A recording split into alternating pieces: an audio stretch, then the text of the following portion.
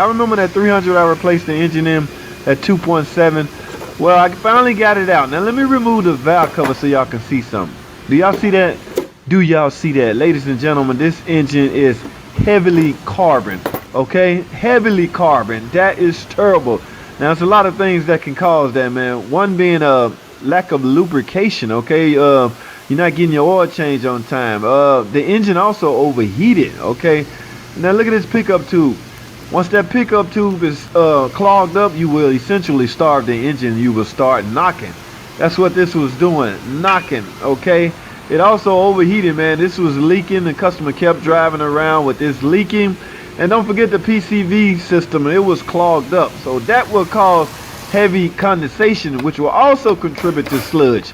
Now look at me, y'all. I am trying to get as much of this sludge off this valve cover, because as you know, I got an engine coming, but I have to reuse the old valve covers.